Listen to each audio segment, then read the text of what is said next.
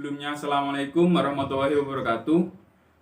Di sini saya Muhammad Ruli Setiawan dari Prodi Ekonomi Syariah kelas A, dari kelompok 7 akan menjelaskan paparan materi tentang politik ekonomi 2, di mana diantaranya ada beberapa subbab.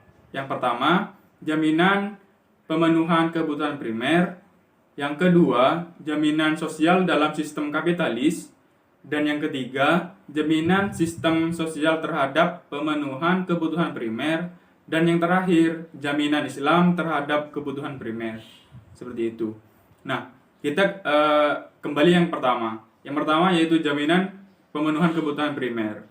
Kebutuhan primer merupakan kebutuhan utama untuk kebutuhan yang paling penting dalam memelihara kelangsungan hidup, meliputi bahan makanan, bahan minuman, pakaian, tempat tinggal, pendidikan, dan kesehatan. Nah, untuk jaminan sosial dalam sistem kapitalis, kita beralih ke subbab yang kedua.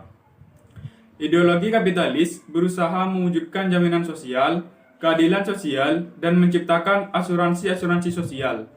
Jaminan-jaminan ini merupakan bukti perhatian negara terhadap dua kelompok manusia, diantaranya rakyatnya.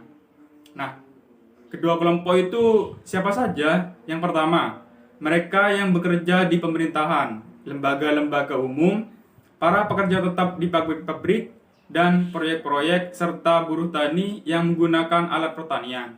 Dan kelompok yang kedua, yakni fakir miskin. Seperti itu. Nah, untuk subbab yang ketiga, yaitu jaminan sistem sosial terhadap pemenuhan kebutuhan primer.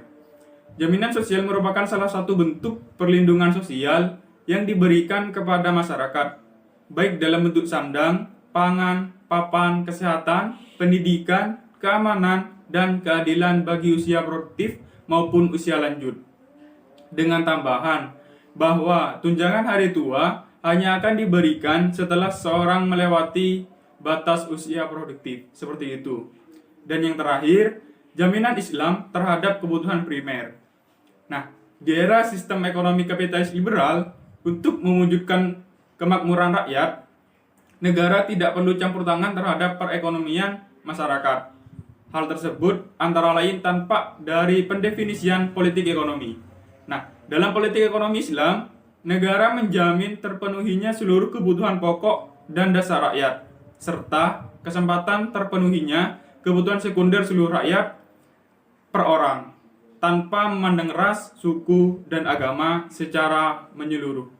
Jadi, seluruh warga negara tidak terkecuali, tanpa terkecuali akan mendapatkan jaminan kebutuhan primer tersebut.